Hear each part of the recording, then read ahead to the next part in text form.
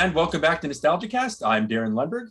And I'm Jonny Craddock. And today we'll be talking about The Parent Trap, a Nancy Meyers film from 1998 with our special guest, critic Natasha Alvar.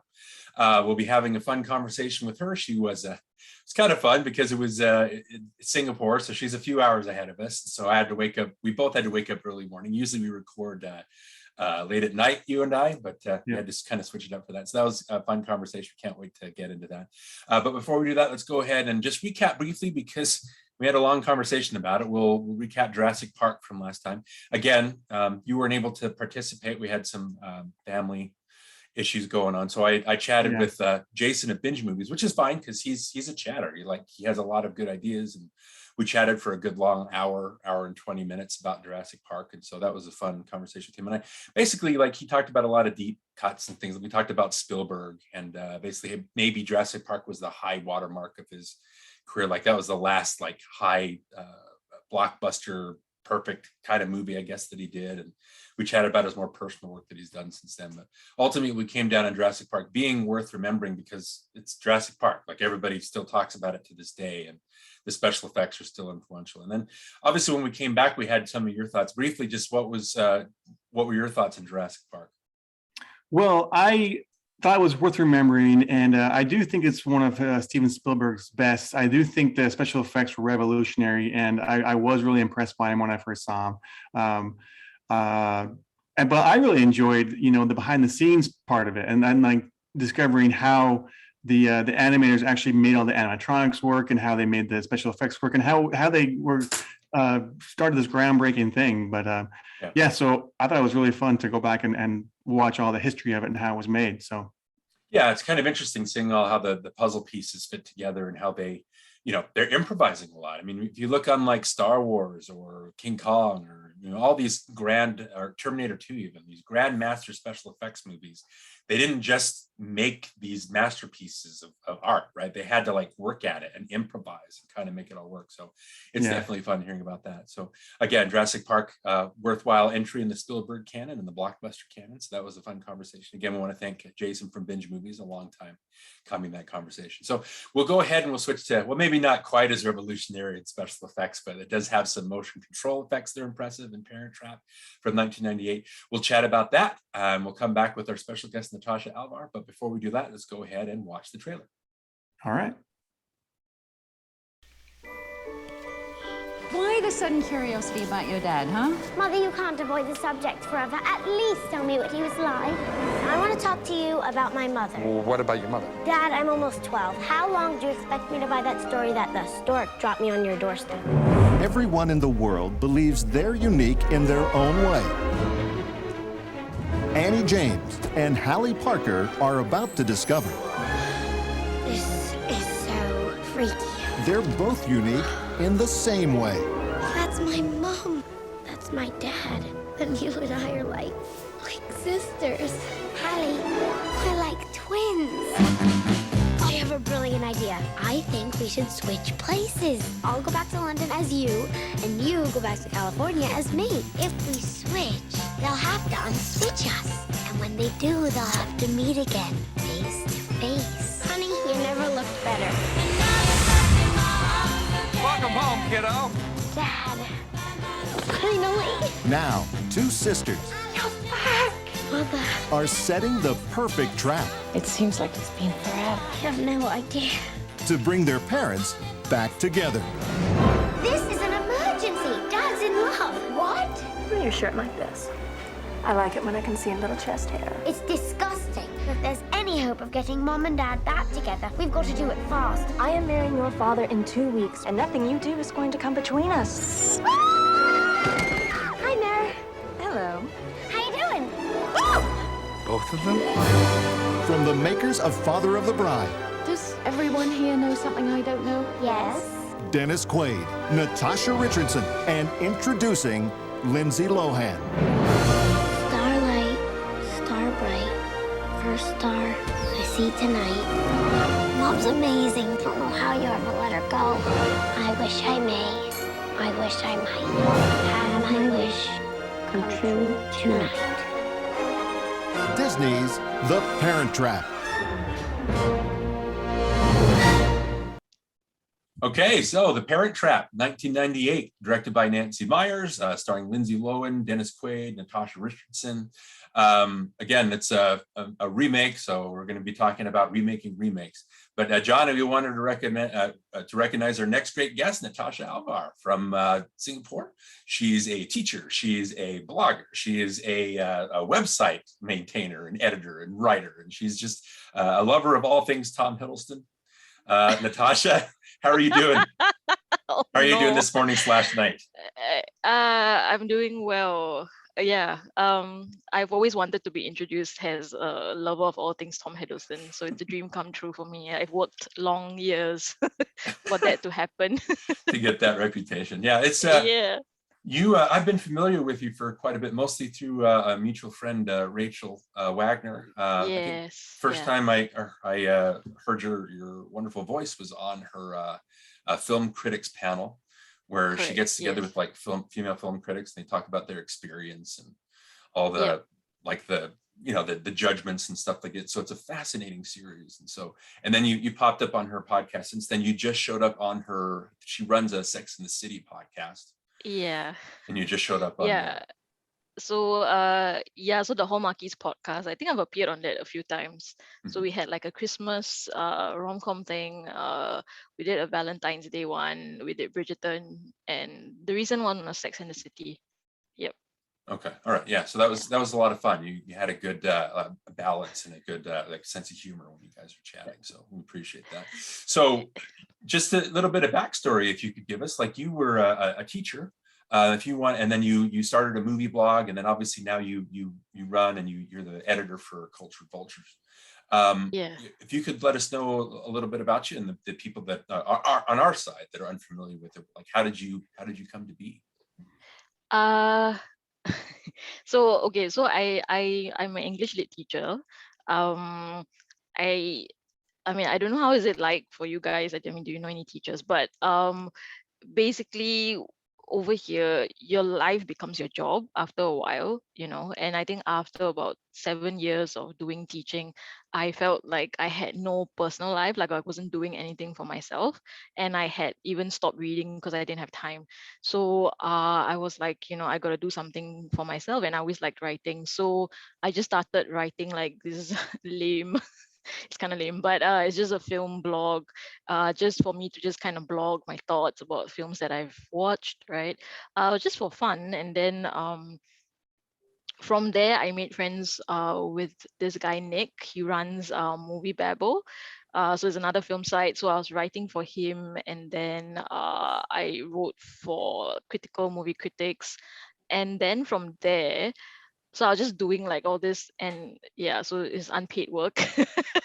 So it's just for fun. And then I submitted. Actually, I didn't go in through through film. I submitted a short story to Cultured Vultures because they used to publish prose pieces, and the prose editor, my good friend now, Nat, also Nat, she selected. So she was like, "Yeah, we would love to publish your short story," and then that's how I got into writing for the site.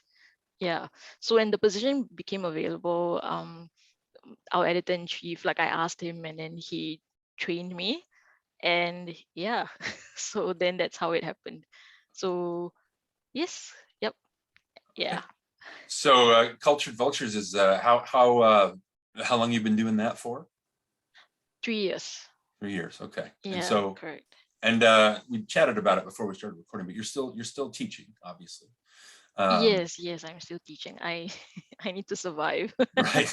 and go on holidays and stuff. Yeah, that makes sense. So Yeah. how much time do you think, like what amount of time does running Cultured Vultures take up of your time? Like how would you like split your percentages? I do like, because I do the editing work, right? So if we get articles coming in, then when I get back from work, then I will do like the basic editing. But the writing is mostly done over the weekends. Yeah, so it's always like nighttime or early morning weekends. Like after we do this, I'm gonna go and write like a review. So it's usually like I parcel in little bits of time for me to like write certain pieces. Yeah. Okay. So Right. mm. Johnny, Do you have other? Sorry, Darren. Do you have other writers that write on the site too, or just you? Yeah, we have a whole because there's a whole bunch of things, right? So it's film, books, wrestling games, and TV. So there's a whole bunch of writers and editors for each section, and of course our editor in chief. Yeah, so but I mean there are some writers that are consistent, so they've written for us for many years, and then there are the ones that come in and then just go out. So sometimes they just want exposure, so they just want to write a piece that will so we do a lot of like new writers, right? So a lot of people kind of write in, and then we look at their pitches, and then we decide if we want to work with them on their ideas. Yeah, so Well, there's a whole bunch of Darin's a writer, right? You told her you're a writer. you can pitch us, you can send in your ideas. Yeah, that's it. I haven't thought about that. I appreciate that. It's great. Thanks for the plug there, Jonny. Yeah. I mean, your Man of Steel thread was very interesting. So you could consider something along those lines.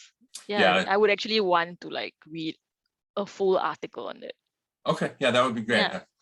I'm blushing a little bit. I wasn't planning on that.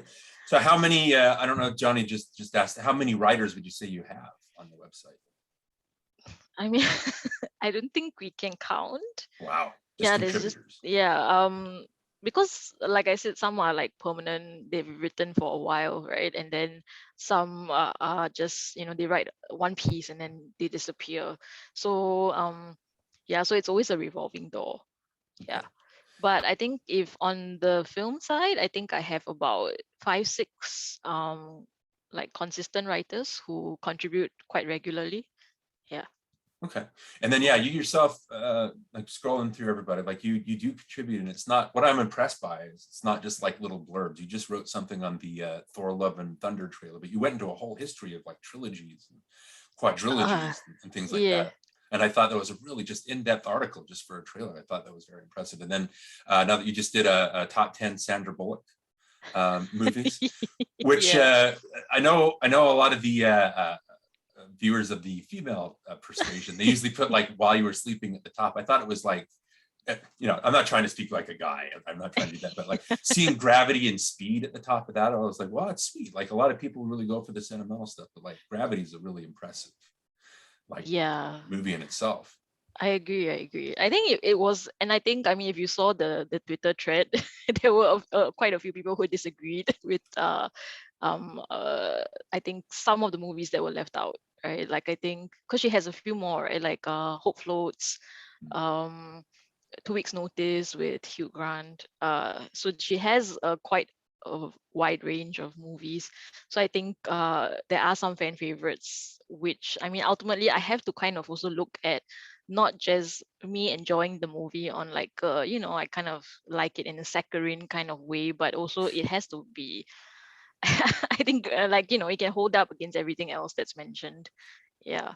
Yeah, I think when you do like top 10 lists or they're all subjective, right? It's going to be different. Like there's always going to be something that you leave off or something that you rank in a certain way. And so I don't know, I like lists that aren't just like centered on one particular thing. Like it seemed like the articles seem to be focused on the technical aspects and how it worked as a movie, just as opposed to Sandra Bullock's performance in it. So again, very impressive from a writing standpoint. That's definitely something that people should check out on your site. Jonny, did you have any other questions for her about the website or anything like that?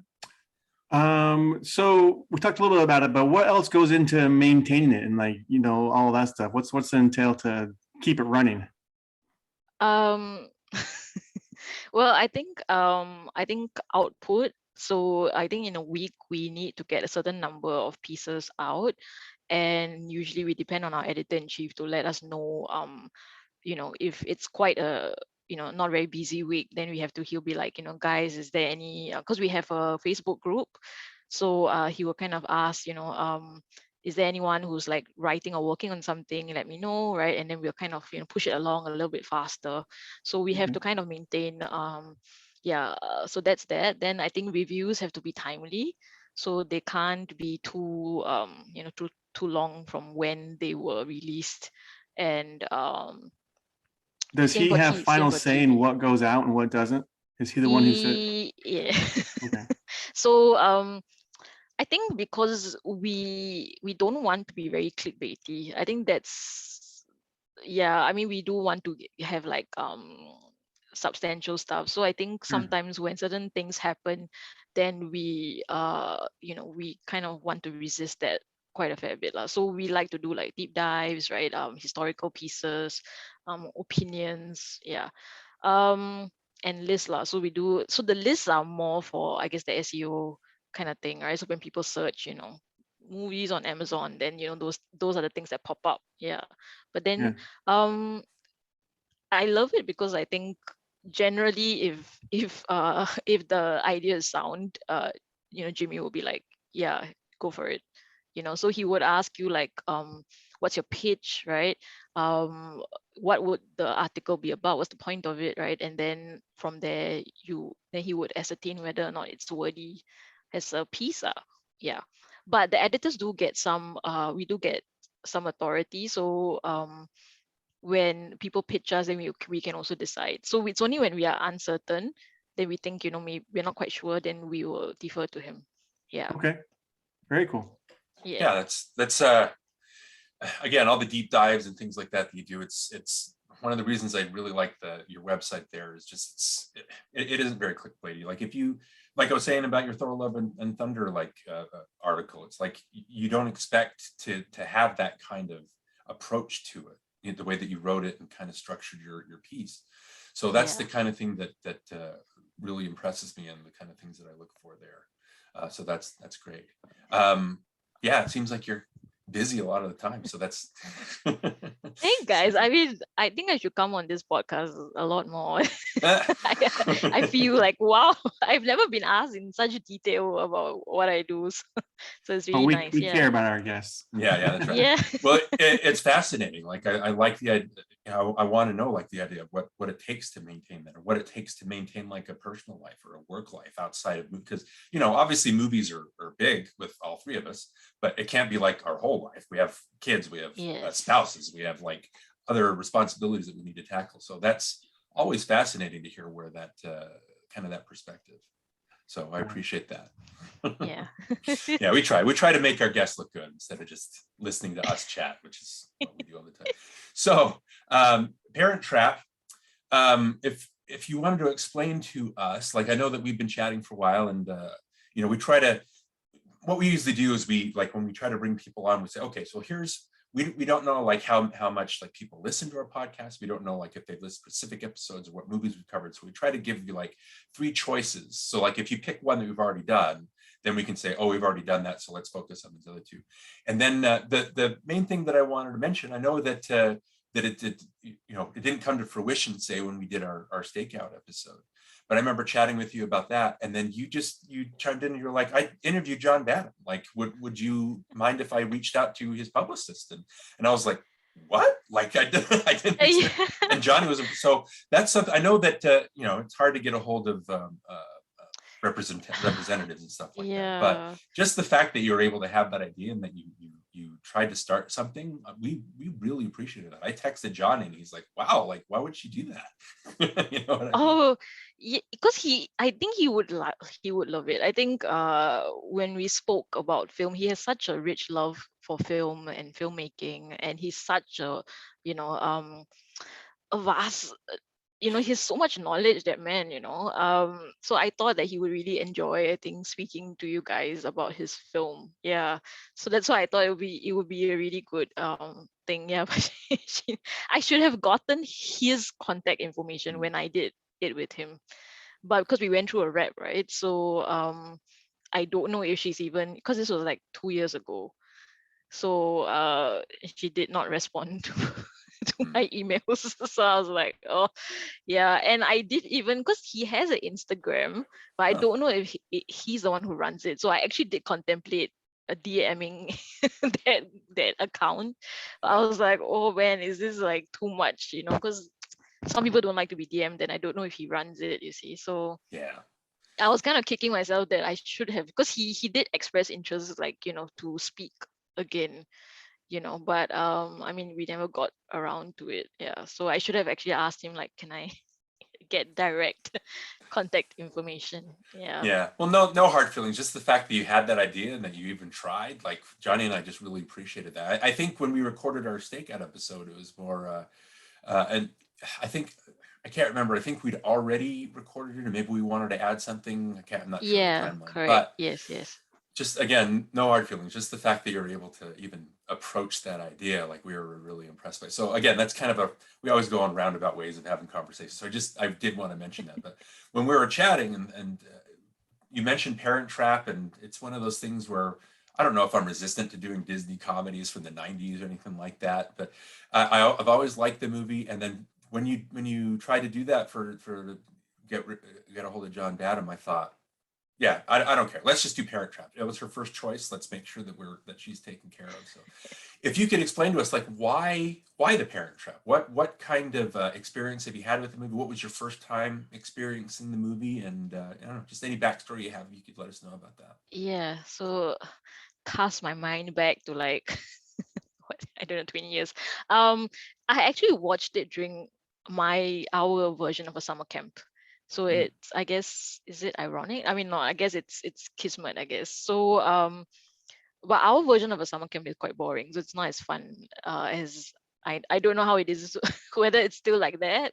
But when I watched, summer camps in all these kind of films, right? And I think recently in the Babysitters Club, this looks so fun. So, but ours is not the same. Ours is in our school actually.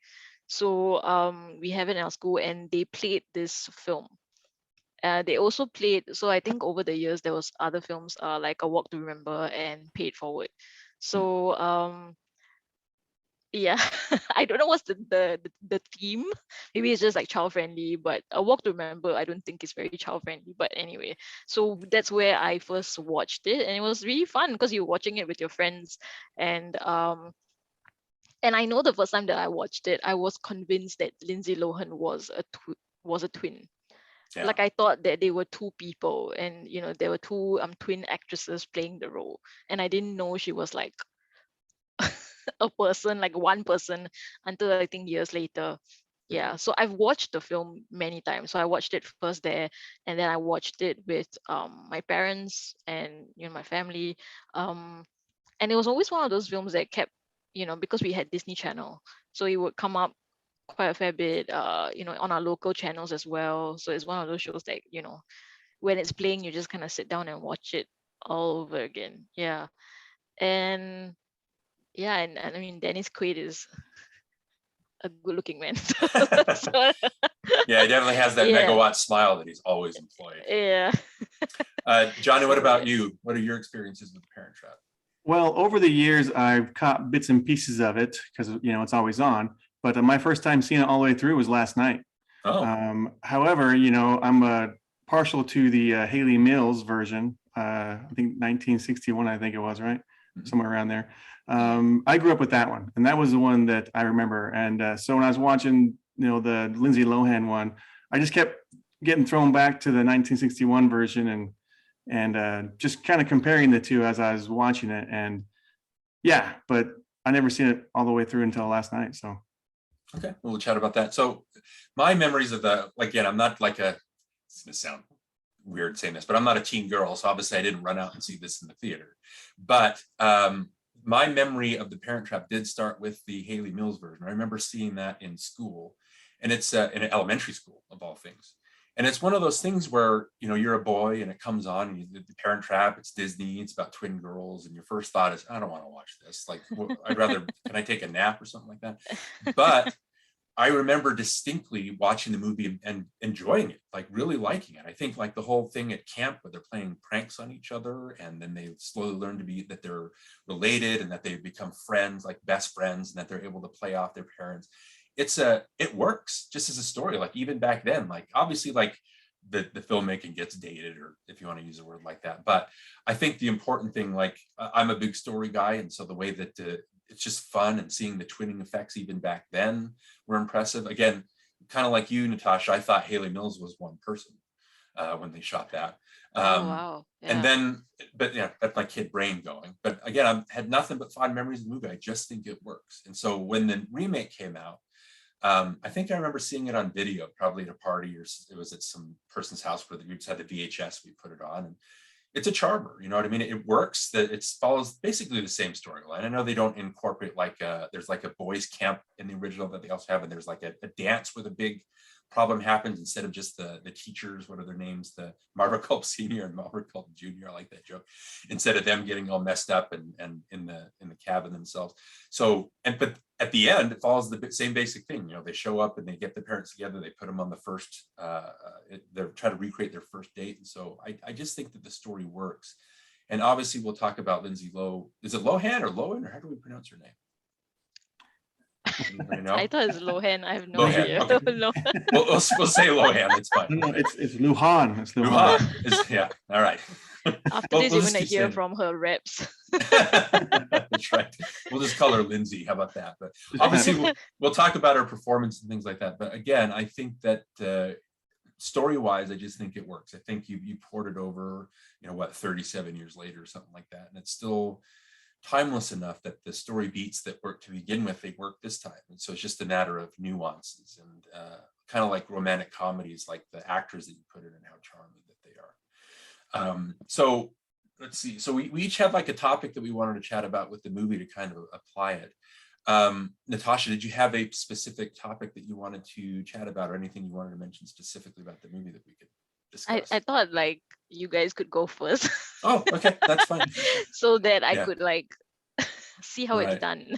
Well, let's the main thing that I wanted to talk about is obviously Nancy Meyers has been kind of a prolific female director. I think I wrote down a note here, like that she has like final cut of all her projects, which is like unheard of for most Yeah. of a female director. It also says that she's one of only 36 female filmmakers on Disney Plus out of 500 films that reach all the way back to the 1930s. So again, one of 36 of 500 films. She's one of the few female filmmakers. So again, that's pretty big. The you don't really notice it this time, but the seeds are definitely planted. She's been criticized a lot lately for something that is called lifestyle porn. I apologize if that's like an offensive term to anybody, but what she basically does is her characters are like middle-aged women that live in these grandiose giant houses. They're well-to-do. They have like well-paying jobs, and their whole crux of their movie is just they have a crisis of like torn between their personal life and their home life. So like if you were to look like back at her past, like movies like It's Complicated or The Holiday or Something's Gotta Give, Father of the Bride, like in Parent Trap, obviously Nick owns a vineyard, like he's doing very well for himself. Liz is a fashion photographer, and so I wrote down here like obviously she's going to have Vandella. Like She's a wedding dress designer. Oh no, sorry about that, but that's right. She's at a photo op with Vandella. Correct, yeah. So she's a famous wedding dress designer. I apologize for getting that wrong. If you look at Father of the Bride, the Steve Martin character in there, he owns a shoe company. So obviously they live in a giant house. What Women Want, the main character in that is a chauvinist, but he's also like an ad exec. So he's got a very high paying job. Something's Gotta Give. You've got the Nicholson character who's like, he owns a record company. You got the Diane Keaton character who's like a playwright. And she lives on this like grand, like Hamptons, like oceanfront manor. And then in The Holiday, obviously, when the Amanda and the Iris character, they switch, like Amanda lives in this giant, like a Los Angeles like mansion because she's like a movie trailer producer. Yeah.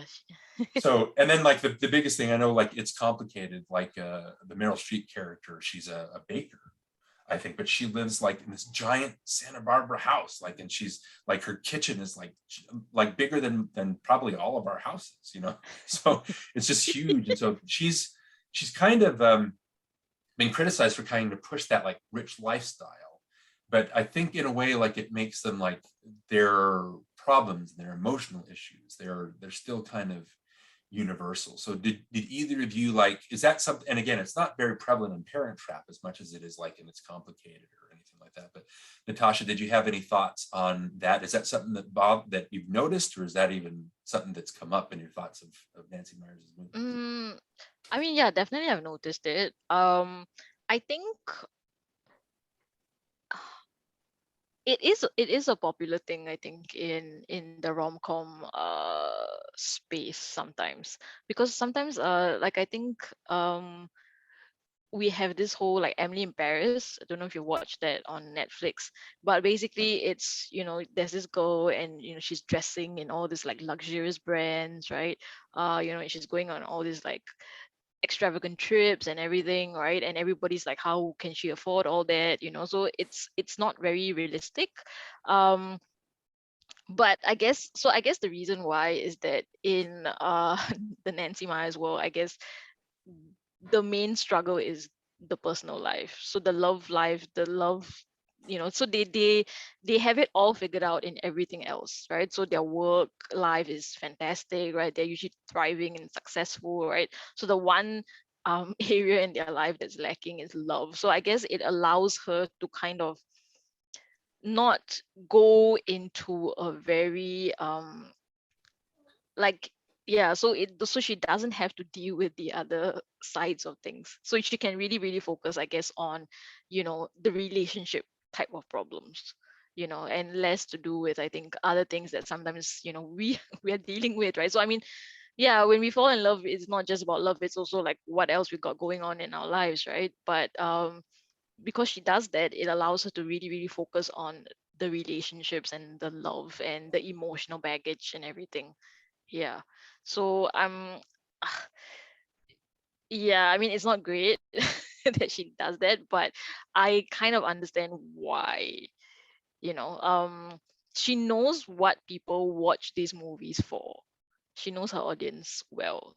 She knows we want to watch two people fall in love and have, all these shenanigans occur. We want to root for them, we want to laugh, right? We want to have fun. So I think she has tapped into that quite ingeniously. Yeah. Yeah, I mean, it's obviously like they have it all, but they don't have it all at the same time. So Yeah, that's definitely a way to look at it. Johnny, what do you think about Nancy Meyers? Is her Yeah, style? it's funny that we're talking about a Nancy Meyers movie because my wife had just purchased Father of the Bride. She got it for herself for Christmas, and we hadn't watched it yet. And so the other night, she's like, "Let's pull it out, pop it in, let's check it out again. It's been a while." So we watched Father of the Bride, and if I had to pick a favorite Nancy Meyers, that's probably my favorite because it's probably the most fun. I do think the way she focuses on middle-aged relationships, it alienates some people. I don't think everybody can relate to that, and so it's hard for me to get into those movies because it doesn't mean anything for me. I mean, I technically am middle-aged, but like back then when they were first coming out, I wasn't. I was in college, and those things didn't really matter to me, and I had a hard time with just the way her yeah, she's telling a story, but they just go on forever. They seem like they never end, and so I have a hard time with her movies. But Father of the Bride is funny, so I can get over that with that one. But yeah, this one a little different. It was more of a kiddie movie, and it was just more. It seemed like a Hallmark Lifetime channel type movie for me is what it felt like. But it was still kind of fun. I do like the mistaken identity aspect of it, so that was fun. Yeah, it kind of ties in with like obviously Disney comedies from the 90s, kind of specific. But her career, I know she started as a writer. I should have known this. I was surprised to learn that she co-wrote Private Benjamin with Goldie Hawn back in 1980. She worked with Charles Shire for a bit, who was married to and then divorced probably within the last couple of decades. But like Charles Shire, he directed Father of the Bride. Like he directed like a few, like they did Irreconcilable Differences. They did I Love Trouble with Julie Roberts and Nick Nolte. That's a complicated flop anyway, but she has been a writer for a while. Her directorial style is she claims to be inspired by 1930s and 40s screwball comedies, and that's definitely present in The Parent Trap, and it's complicated. I remember with the Alec Baldwin, Steve Martin, Meryl Streep kind of dynamic going on there. Again, she always has these the blissful domestic environments that her characters are based in. It says that she spends a lot of time, she spends like a year writing, 6 months of filming, 6 months of editing. So she has like a schedule down. She's very detail oriented. I'm not sure what this means. It says that she really focuses on aesthetic pleasure and visual storytelling. Do either of you see that present in The Parent Trap, Natasha, as far as like visual storytelling? The interiors, the house. Yeah. The house, yeah. So I think that's what it means, because that's what you notice, right? That there's all these lush interiors, and so there's a lot of focus on interior spaces in her films. Yeah, so a lot of times they spend a lot of time in the house. So she takes a lot of time to make it um reflect, I think, the characters in some way. Right. Yeah. Yeah, and I think too, like there's a warmth, especially in this with Dennis Quaid and Natasha Richardson. They have a warmth together. I know that regardless of what the topic is, and something's got to give. Nicholson and Keaton. It's nice. I say Nicholson and Keaton like it's Batman. Nicholson and Diane Keaton are just Yeah. together. It's like they're charming, and it's a nice. No matter what anybody thinks of that movie, it's nice that it's a movie that's about a guy that's in his 60s or whatever, dating a 20-year-old, and then he ends up falling in love with somebody who's his own age. So that's kind of warm as far as that goes. The Holiday has like Jack Black falling in love with Kate Winslet, so that's very warm. And so yeah, there's pleasing as far as like character wise. So even though you don't quite like mesh with what their lifestyles are, what their problems are, like I still think that the performances are warm. Johnny, do you agree with any of that? No, I disagree. I think Diane Keaton is terrible and Something's Gotta Give. I actually hate that movie. I can't express how much I hate that movie, but I hate that movie. So, yeah, I disagree with that. Yeah, well, that's like you said, it's all like subjective, right? Was it the beige? Was it? I don't know what it was. You not like the it beige? never ended. That movie just never ended. Yeah, I don't have super fond memories of it other than those two and Keanu Reeves. Wow. Saying Something's Gotta Give. End this movie already. My goodness! Wow. Right. Well, we'll end that the topic there. But Johnny, what about you? You wanted to chat about like the original and Sure. Like I said, when I was talking about my history with it, Haley Mills, that version kept popping up, and I just kept going back to that, and I kept wishing I was watching that movie instead of the Lindsay Lohan one. Maybe because it's Lindsay Lohan, I don't know, but I have a hard time. Also, I think because it was a younger character. I think they were older in the Haley Mills version. They're like, what, probably 16, 17 maybe back then. And seeing like an 11-year-old, I just could not get into it. And I was having a really hard time with it. I was trying to find some things to like about it, but maybe Dennis Quaid was the only thing I could probably latch on to. But I kept just going back to the other one. And I wanted to watch the other one because I just wanted to, I wanted to, and I couldn't find it anywhere. So didn't get a chance to watch it. But I just want to say I thought Haley Mills did a much better job playing both parts than Lindsay Lohan did. She had the accent, to distinguish, the two characters. But I just thought Haley Mills, because like you guys said, I thought it was the same person. I was shocked when I found out that it was one actress. And anyway, yeah, Haley Mills was great in the 61 version. So that's my 2 cents there. Natasha, any rebuttals there? Oh no. I've never watched the original.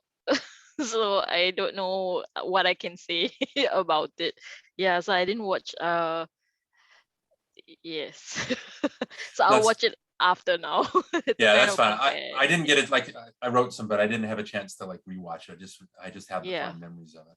Well, real quick, the other problem I had with this one, Lindsay Lohan one, is they just had too many songs like in the soundtrack. Just every single scene had another like hit song, and even like through the Here Comes the Sun while they're walking across the Abbey Road, and they stop into the still like it was the Beatles album cover. Just that kind of stuff was like, okay, I get it. They're walking across Abbey Road and you're playing the Beatles.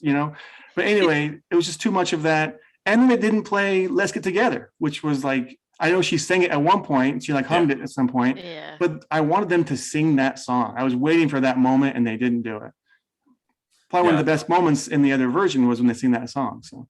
Yeah, that's interesting. They let's see, they have some comparisons to the other one I thought was interesting. I wrote some notes down. Like obviously, like the Marva Culp Senior, Marva Culp Junior characters, they're named after the actress Nancy Culp, who played Miss Greeniker, the camp counselor in the original one.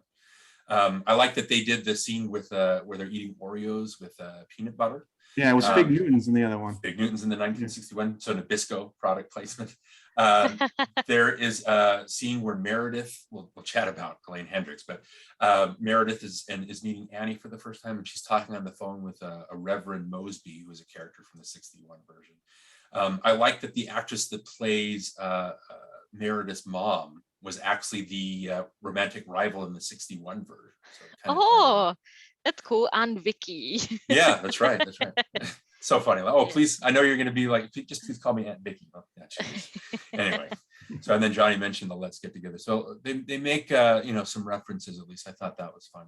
Well, Johnny doesn't fully agree, but watching Lindsay Lohan, I remember like you said, Natasha, I thought she was one person because when you're introduced to a character or an actress, I think this is her first. They searched like 1,500 or something like that actresses. I know that Wow.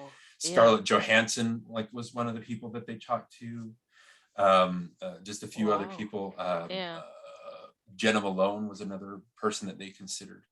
But I think Nancy Meyers said she was looking for like a Diane Keaton type in like a little girl. So just that there's this uncanny, and they did like some kind of I know Johnny doesn't like that. No wonder Johnny Well, doesn't like she's it. in all of her movies. That's another problem. She's in every movie she does. Right. I think they connected on a Baby Boom in '88. I think that was their first. Okay. But like watching Lindsay Lohan, like, you know, you don't know that she's, because you've never met her before. You don't know her. She doesn't have like a filmography. And so literally when you're in '98, you know, however many, like 24 years ago, something like that, like, and you don't usually think of the motion control, things like that. There are some shots in the movie that when you watch it now, you notice it. You're like, oh, look, there's a part where they're on stairs and like Annie's face is smaller than Hallie's face. I can't remember. So you could tell there's a little bit of a difference. But then there's a shot where they're in the cabin together, the isolation cabin. And it's a shot of just, I think, Hallie in the back and Annie in the front. And Annie keeps walking forward and then backward and forward and then backward. And the way that Hallie's face in the background, and maybe I'm switching them up, but it keeps blurring when she walks back and forth, like would normally happen in a movie shot. I thought that was impressive. It's just want to mention, it's Dean Cundy doing the cinematography, who did like Halloween and The Thing and the Back to the Futures, which you talked about, and Jurassic Park, and just a bunch of well-known movies. Like just seeing that the way that they're using the technology to put into place. So some shots really do work, some shots you can't tell. But yeah, it was impressive enough, I think, back in '98, and impressive enough back in '61, especially. If you're able to confuse Haley Mills for being two actresses, I think that you know, the filmmaking works there. Did either of you notice like the effects, and were there any particular shots that either of you liked as far as putting them on screen together? I think visually the movie didn't really stand out to me. Yeah, and I didn't like, until you told me, I didn't know it was a Nancy Meyers movie, because I think it is it's not exactly what I'm used to seeing from her, right? So, you know, like now if you show me a film, I can tell that it's hers, right? But this one I couldn't really tell. Yeah, so I thought visually it didn't really capture me, but I was very impressed with the way they shot Lindsay Lohan in certain moments. Some moments I could tell, like, you know, when they shot like the back of the head, I could tell it was a different actress. At some points when they hug, you know, I think you can tell it's like a different person. Yeah, but I think it felt like when she conversed with herself, it felt like a natural conversation. So I think the editing and the way they put it together was, I mean, I was impressed. Like I would not be able to tell very, very, you know, astutely. Yeah. So I thought that was good. Yeah, I think her name was, the actress was Erin Mackey that was playing the stand-in. So I think they're saying something like if she turned her face in a certain, like there was a certain point that she could turn and it would still look like Lindsay Lohan. So they've been looking for that. I like that. I always feel bad because I don't want to like nitpick movies for not being like visually stunning or anything like that. It's, you know, obviously it takes place in, you know, California or London or things like that. So it's mostly a point and shoot movie. I know that there's a Disney aesthetic that happens. I know that some of it's like very blunt, like the way that it's shot, or it's like you're talking about, Johnny, with the Abbey Road. It's like, oh yeah, I get it. Or the Alan Silvestri score, which I like, but it's really obtrusive a lot of the time. It's really heavy and loud a lot of the times. So a lot of that kind of, so again, I don't like picking on stuff like that, but I do agree that visually it was kind of vanilla. Johnny, you probably agree with that too. Yeah, I mean, the one thing I did notice was the transitions. They would have these moments where, like, say the car would take off to the airport and then you see the plane in the air, like it just transitioned into the car, turned into the plane type of thing, you know. those kind of edits were kind of fun. So I would notice those things throughout the movie. And I did notice the lighting. I thought the photography was great. There was really, really nice backlighting in the entire movie. Like everyone like really nice backlight. And so it was really fun to look at for that purpose. But I don't know. I just think it's pretty weak overall. But other than that. Yeah. There was one, I just remember one. There was one nice, I think, moment. It's the moment where Dennis Quaid and Natasha Richardson were in the wine cellar. Yeah. And she moves into and her face is like Oh, lighted right. up slightly. Yep, I did notice that. That was Awesome. quite nice. Yeah. Yeah, I was just thinking that. So great minds think alike there, Natasha. Way to bring that up. Yeah, the way, and she's just having a moment of crisis and things like that. So again, like, let's talk about maybe the performances just really briefly. I know Lindsay Lohan. I personally think, like, again, there's, when you watch Disney comedies, they're pitched at a certain level, like a lot of the actresses, like or actors or anything like that.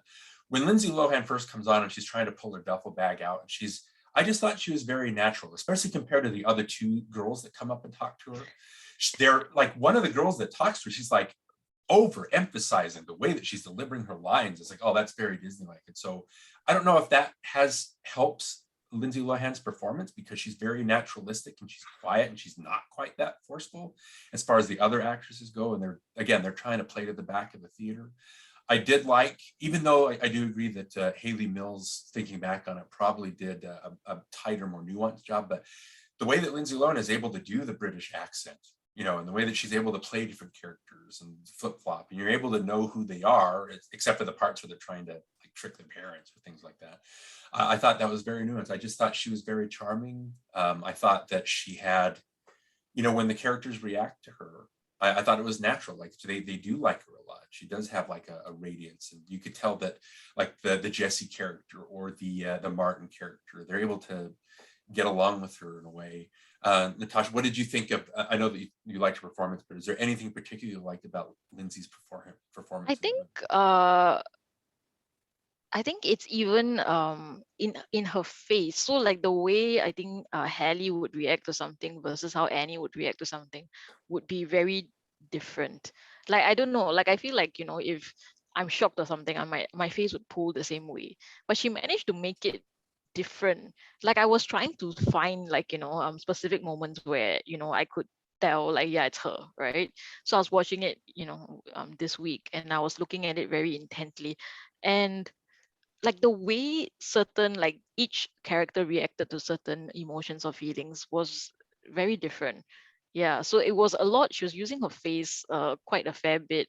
Maybe physicality not as much, but I could always kind of tell, even when they were dressed up together, who was supposed to be Halle and who was supposed to be Annie. So I thought that she did, distinguish them enough for it to be convincing. I mean, I don't know how credible the British accent is, but I mean,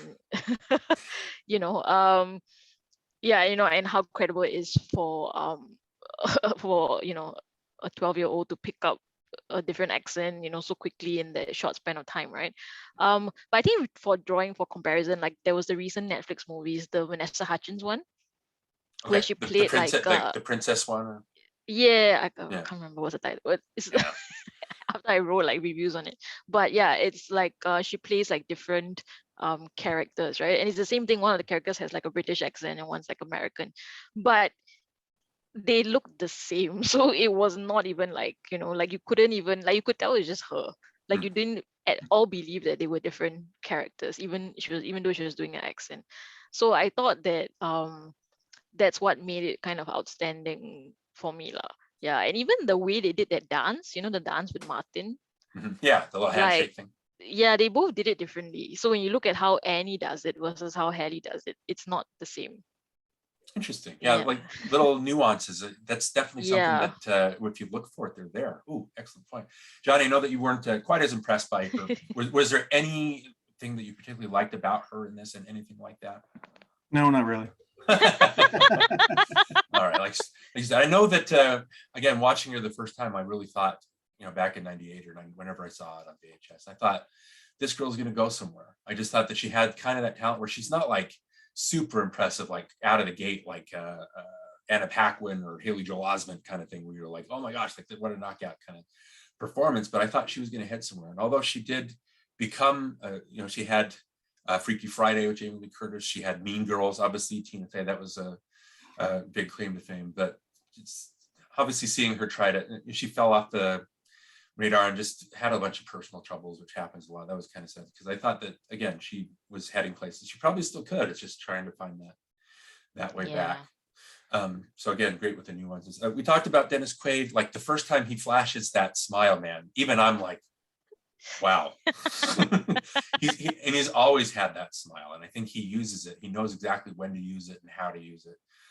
Even in that silly cowboy hat, he sells it. You know what I mean? And then anybody have any thoughts on his performance? Jonny, what do you think about Dennis Quaid? Well, like I said, I thought he was probably the best thing about it. He's the most natural. Everyone else to me seemed like they were in a play, or they were like kind of mugging for the camera, or they're kind of overselling it. But I thought he was probably the most subdued and the most, realistic.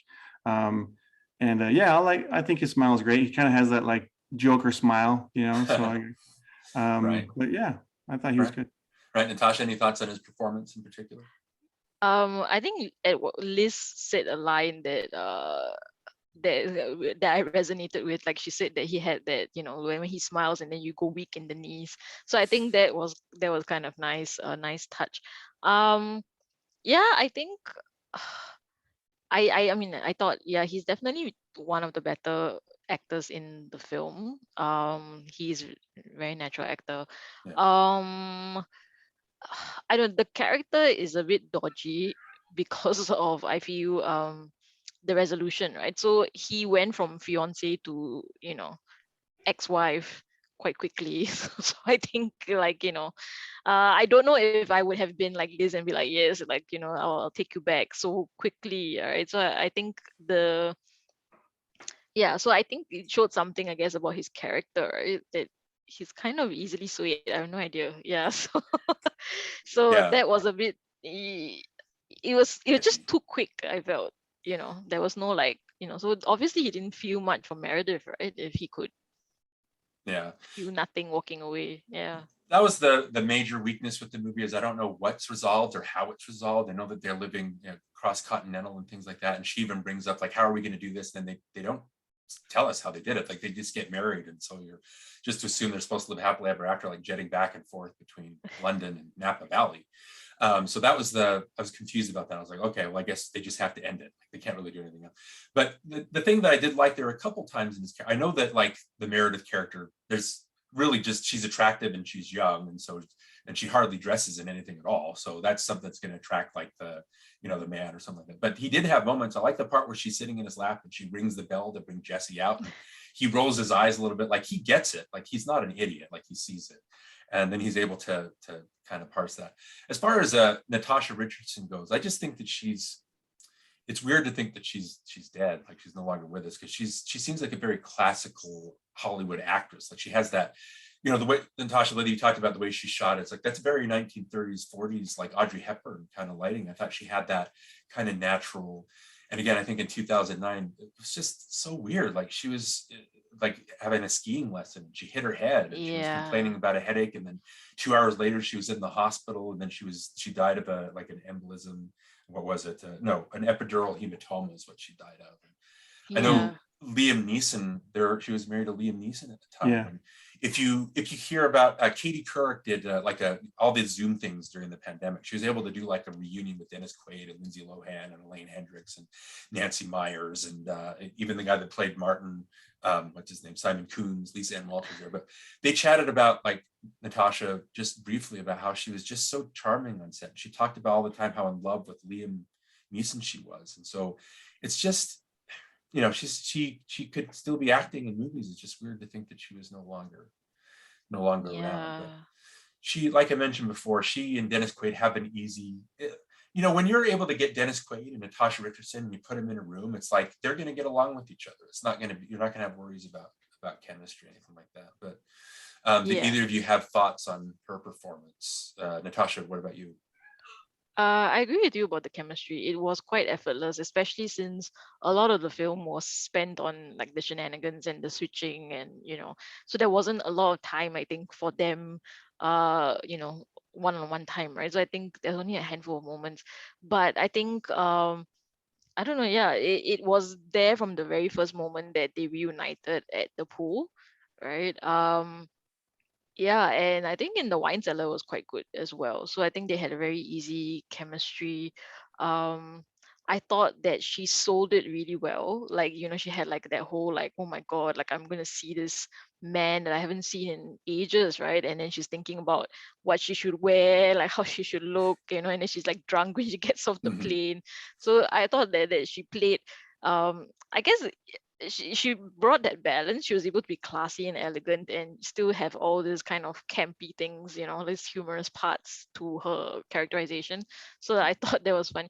I think the part was really funny was when Martin is like in some speedo or something, and she exclaims, "This is hilarious."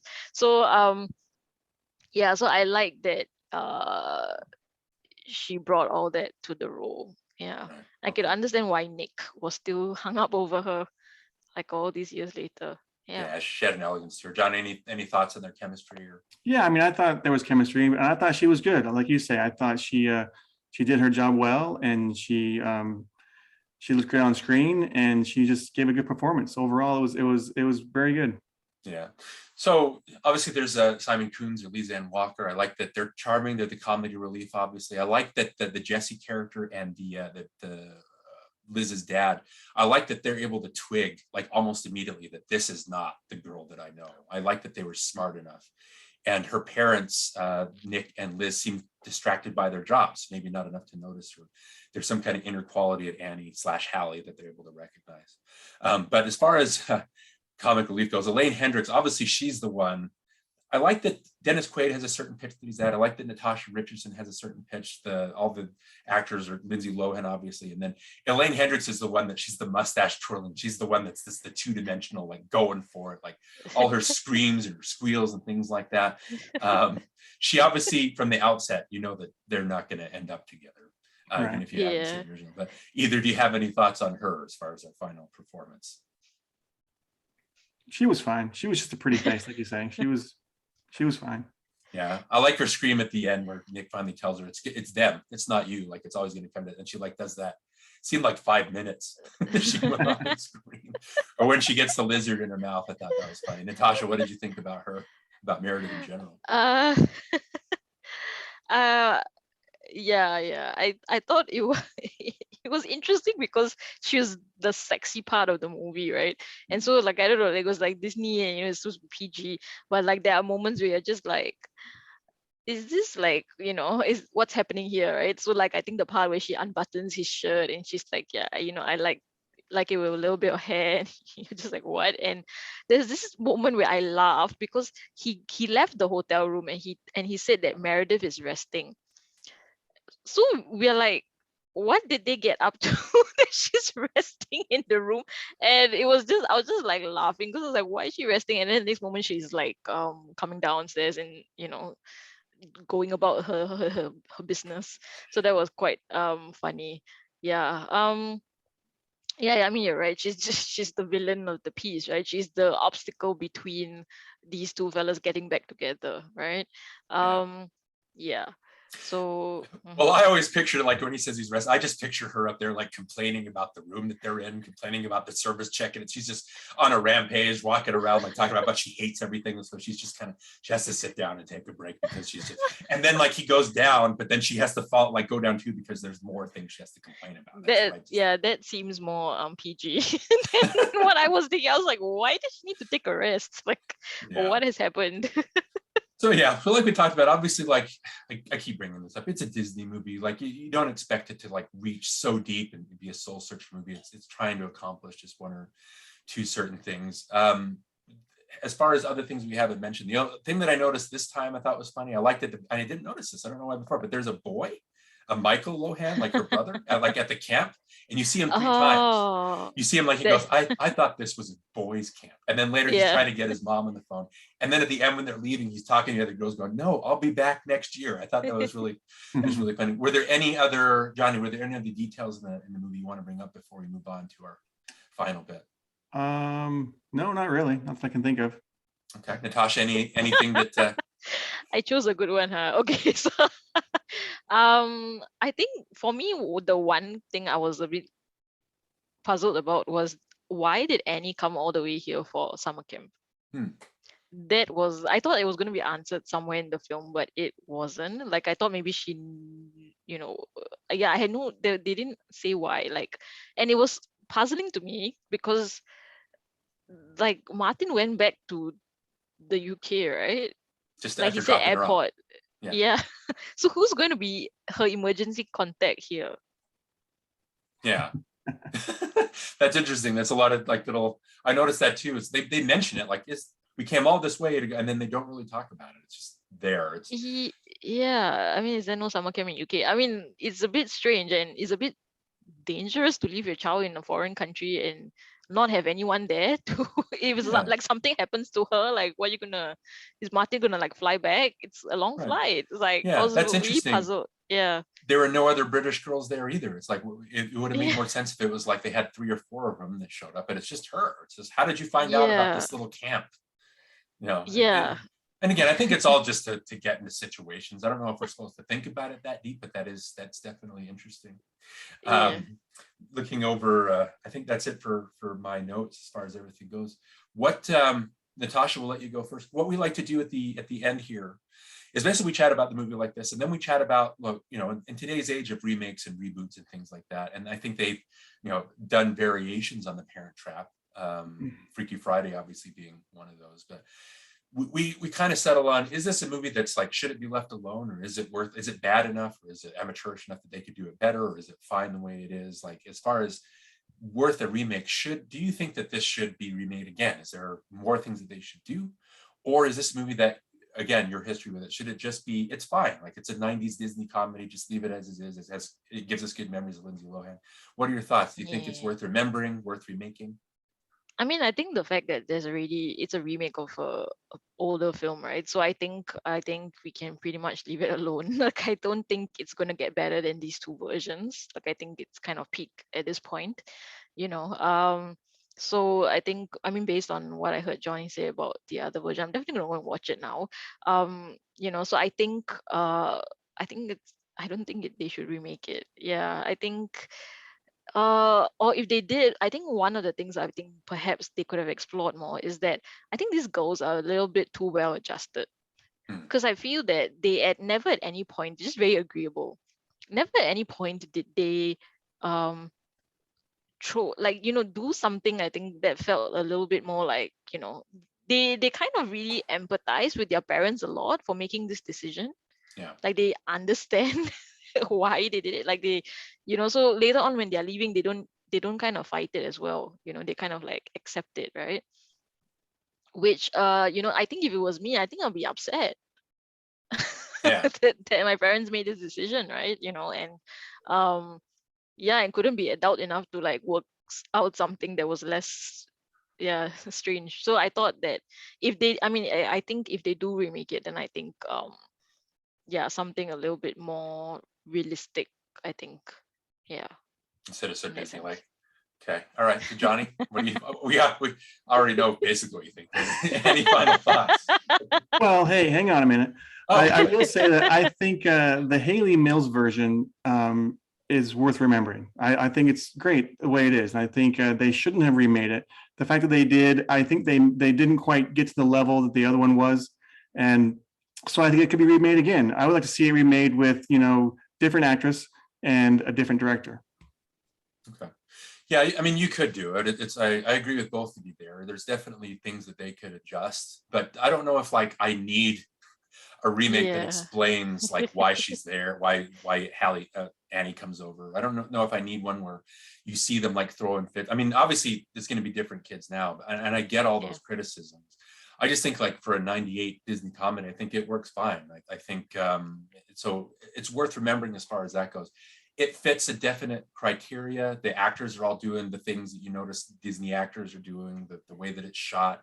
It does have the Nancy Meyers aesthetic with like the grandiose lifestyles, but it's not quite Jonny and I talked about a Few Good Men, how Aaron Sorkin as a screenwriter was better when he just focused on his writing and instead of doing all the political stuff and trying all I guess that you stuff. saw the Ricardo's movie. Yeah. So it's too much. Like, you're a fun writer, like just stick to that. And so just the way that it kind of becomes pervasive in Nancy Meyers, where that's what you go and you watch for and you notice. I like that this one doesn't quite have that. The scenery is nice, but it doesn't quite shove it in your face. The Liz character, even though she lives in a London flat, I thought that her house was cluttered.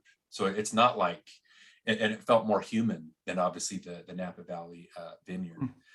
So, Lindsay Lohan works. It's nice having that as a time capsule, seeing all that. I think it's worth remembering just for what it is. It fits all the categories. It doesn't try to be more than it is. And so it's not something that I'm going to badmouth. It's not something that I'm going to like revisit as soon as we jump off this chat, and watch it again. But it definitely serves a purpose and it serves it well. So, yeah. Can I just say one last thing? Sure. About it? Yeah. The reason why I'm so caught up over the how did you get that thing is because I think in the rom-com world, or in these worlds, generally a kismet or fate is a huge part of like the scene, like like the whole when they swap the houses in the holiday, like how Cameron Diaz was about to leave and then she met Kate Winslet's brother and then she stayed longer. So there's a lot of these elements that kind of go into these films. So I felt like it's not really coincidence, because I don't believe that Annie came here coincidentally. Yeah, so it's like the movie contrived it for that, so if it had been that maybe Annie is, I don't know, like they're living in America or something, but like temporarily, something like that, and then she found out was camp and she was interested, and then maybe it had like a fencing program that the both of them were really into, and then they both ended up there, or something to do with like they found something in their parents' things about Camp Walden. I don't know. I wanted to have more of that idea of that coincidence. It's fate, right? That brought them back together again, and then and then allowed them to parent trap their parents back together. So I felt like how she ended up here makes it. Yeah, it doesn't. The magic is lost a little bit, I feel. I can see that. Yeah, absolutely. Yeah. So, wow, that's the kismet thing and the way that fate kind of plays in the rom-coms and things like that. That's an excellent point. That's why we have these conversations. I love having these different perspectives. I love like different ideas. And again, from what Jonny and I can see, anything like that. So that the fact that Natasha able to come on, we're able to chat about, like, have this long of a conversation about the Parent Trap of all things. I think that that's I can't tell you how grateful I am that you were able to pick this movie and that we're able to have that conversation and that we're able to kind of have different viewpoints and different perspectives, but still see the different flaws and different things that we need from the movie and that perceptives, things like that. So again, I want to thank you for bringing this on and having that chat with us. Yeah, thanks a lot for coming on. Yeah, I really appreciate you and your voice. I'm so sorry, Jonny. I feel so bad. No, it's fine. But make sure you hire Darin to write for the website. I've got to get off my butt and actually write some stuff. Yeah, you send us a pitch. Yeah. Like, and I know you talked about like want to do more recent movies, not just Man of Steel that was made like 9 years ago. No, anyway. we do like older stuff. Yeah, Okay. I think it's just whether it has a readership as a market. If you're gonna do something on like some niche film that no one has seen, then I mean, it's hard. So it's also about like what people want to read about. Yeah, and I think the discourse over that movie that's still going on right now, and it's so pervasive, and people are just at each other's throats instead of the opposite of what I was just talking about, having a conversation. Like a lot of movies out there are just, this is my opinion. If you don't agree with it, you're dumb and you're an idiot. We don't need to talk. I don't agree with that at all. So that's definitely a perspective I wanted to. I think I had a similar conversation with someone about Zack Snyder's Army of the Dead when it came out, and I think I wrote a ops piece about it. I said it's not even like a popcorn film. So I wrote like, and I think like, people were like, oh, I love it, like how can you say that? It's a fun film, right? And I'm like, no, it's not. But we can talk about it, but yeah. Yeah, Zack Snyder's that's a topic that probably don't want to broach. But anyway, so Natasha, Yeah. if you could, again, we appreciate you coming. If you could let us know, like, how do people get a hold of you, like on Twitter, on Facebook? You mentioned all those, and Cultured Vultures, if you wanted to do a plug for that, or any of your writers or your writing, like, let us know how we can reach you or read more about you and from you. Okay, yeah. So you guys can follow me at Twitter. My handle is Lit My Soul. I also own all the Tom Hiddleston fan pages now. I don't. But you can also read my work and other really good stuff at Cultured Vultures. So we do like film, books, TV, wrestling, games. Yeah. So so The check whole it out. gamut, right? Yeah. So it's fun. Yes. Awesome. Yes. Again, Natasha, you're a great writer. You've got a great voice. You've got a great sense of humor about you, and so it's just very personable. And again, the connection between Utah and Singapore is just amazing. Like that was one thing I was worried about, but we've actually had a better like internet connection than a lot of people that live closer. So I thought that was great. So anyway, Wow. yeah, again, Natasha Alvar, we appreciate you coming on. Everybody check her work out. She's, again, just great prose, great thoughts, great ideas, and we appreciate it. So yeah, and be sure to watch the other version. Make sure you watch the Haley Mills version. both charmers. So again, Natasha, thank you very much. We appreciate you. Yeah, thank you. Thanks. Okay, and then Jonny and I think we'll be right back for our outro topic. I maybe wanted to talk about like twinning effects in movies and other movies that made well. Sounds good. Well. So we'll be right back. Again, thanks, Natasha. We'll see you soon. Bye. Bye. Oh, by the way, Mare, I think there's something on your head.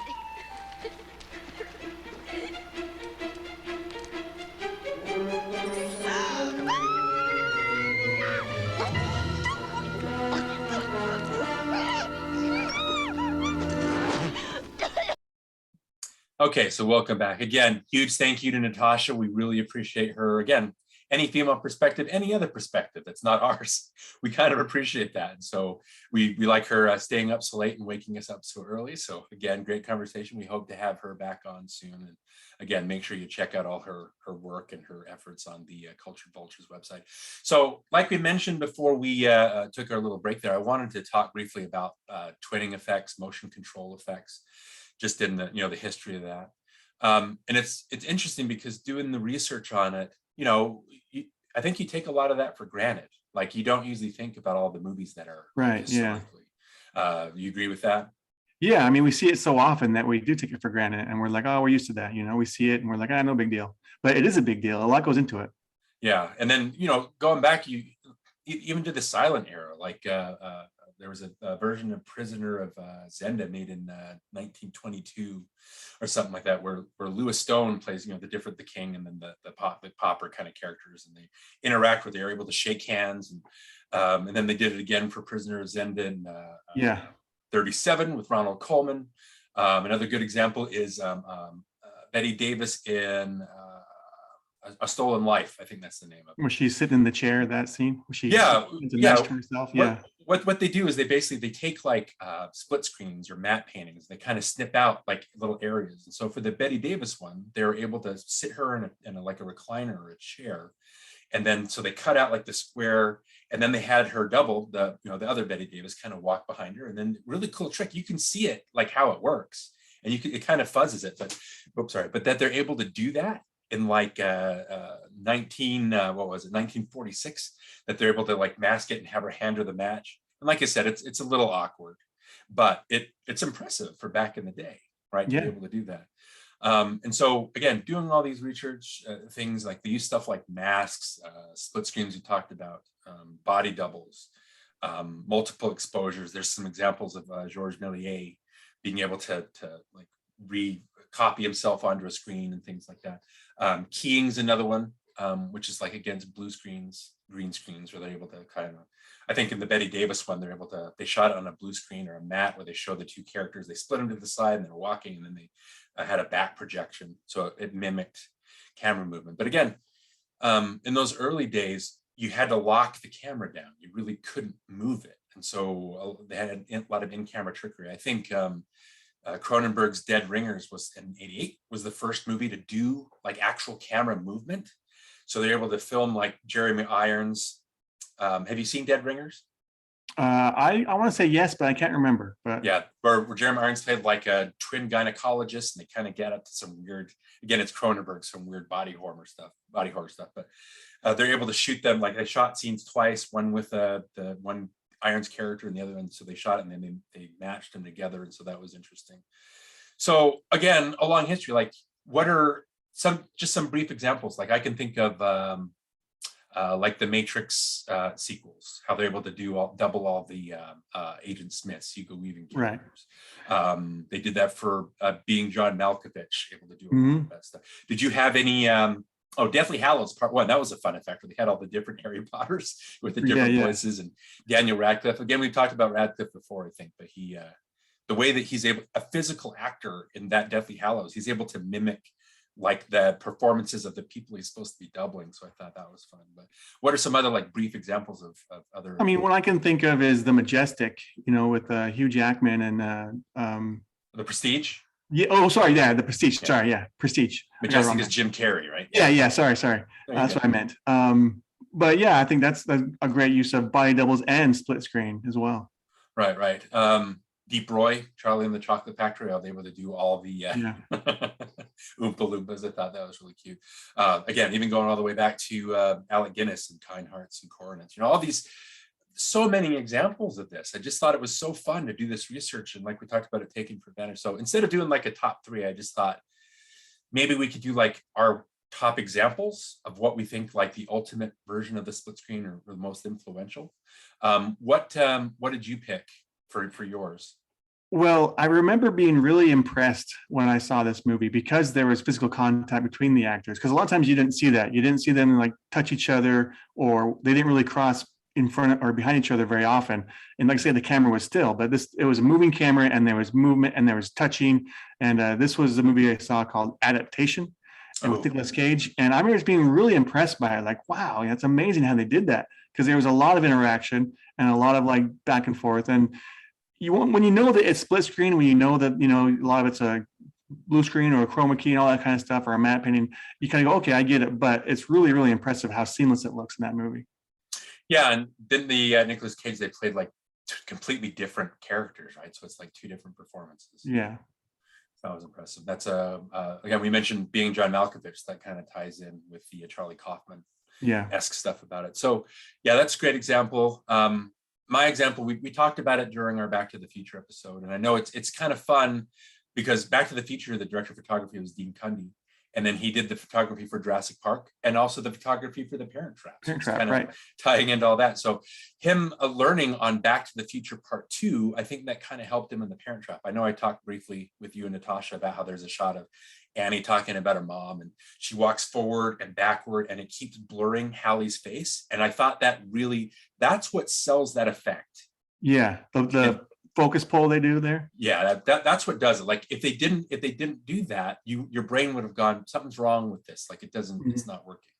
So to go to Back to the Future Part 2, I know that I badmouthed it a lot, and it's story-wise, it doesn't work for me. Heart-wise, it doesn't work, but technologically, it's a marvel because of the split screen innovations they're able to do. I know that Zemeckis is one of these directors that's like, if you tell him something can't be done, he'll say, screw that, and he'll do it, and he'll make it happen. Like that's the kind of filmmaker he is. And so when he was filming Who Framed Roger Rabbit, and people told him, you can't move the camera if you have animation, he's like, oh yeah. And so they were able to do these things like the focus pulls and all that to sell these effects.